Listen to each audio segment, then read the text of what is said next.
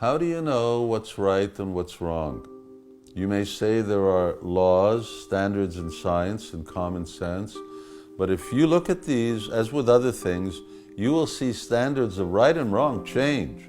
What was right has become wrong, and wrong become right. For example, what does science teach of the Earth's age? In the late 1700s, it was 1.6 billion years based on erosion. And in the late 1800s, 24 to 400 million. You can just take your pick, based on the cooling of molten rock. By 1907, it was back at 1.6 billion, according to radioactive decay, and currently it's at 4.6 billion, according to radioactive theory. So, how old is it? And science is famous for its ever-changing view on everything in the universe, while constantly teaching prevailing theories as fact. And then there are man's laws, regulations which govern us. They too constantly change.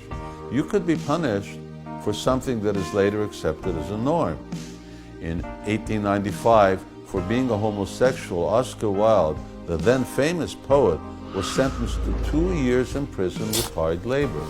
But by 2013, same-sex marriage was legalized. What was illegal became legal.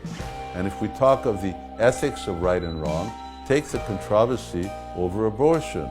As in the past, it has really polarized opinions pro and con. Which is right and which is wrong? There are ethical arguments for both sides. So, we hear explanations for these changes, such as science is evolving, we have become more civilized, and that some people are just too fanatical in their beliefs. But we're assured that humanity is evolving. Yeah, right. But all of those explanations are another way of saying that what is science, what is law, and what humanity believes is constantly changing. They're excuses, and evolution means things will change again. Another empty excuse. So, who's to say what's right or wrong? Now, hearing this, you may well ask, well, is there anyone who can say what is truth in the face of ever-shifting sands of knowledge? Now, I say yes. Fortunately, there are standards that have not changed, such as those of the Bhagavad Gita, the most authoritative text on yoga and its philosophy. Standards of knowledge that have been the same for 5,000 years and for eons before. Knowledge that says the earth is 2 billion years old, that homosexuality is an acknowledged orientation, and that abortion is morally wrong, except in very rare circumstances.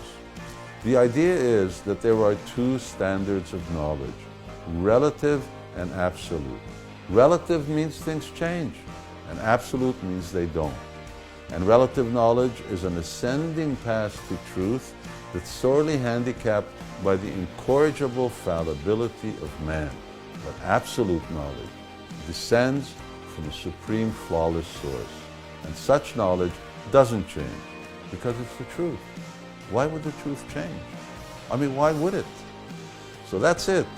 Human culture means basing life on standards of right and wrong. And now you can decide which are your foundations, the revolving door of relative truths or the bedrock of absolute truth. The choice is yours.